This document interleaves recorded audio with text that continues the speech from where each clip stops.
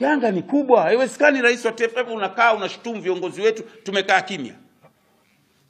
Na kinachoogopesha ni kufungiana tu. Huwezi kukaa milele katika nafasi hizi ndugu zangu. Huwezi kuwa rais wa taasisi yoyote, wa nchi yoyote, ukakaa milele. Usitumie kiburi cha uongozi kuwadhalilisha wenzio, ujinga na utoto. Kwa sababu umesimamia kanuni. Ni ujinga huo, ni utoto huo. With due respect, Karia unaikosea mpira na unakosea Young Africans. Na hawa viongozi wa Yanga najua hawawezi kukwambia kwa sababu utawafungia.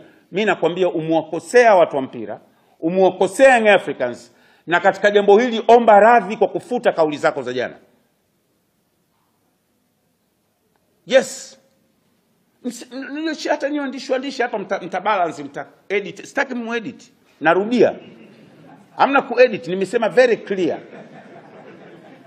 Maana msije mkaedit. Msitaki kuedit. Sijamtukana mtu hapa. Nimeongea straight. Wala sijamvunjia heshima.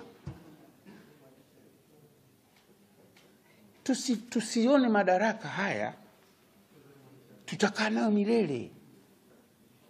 Haya ni sehemu tu ya kupita.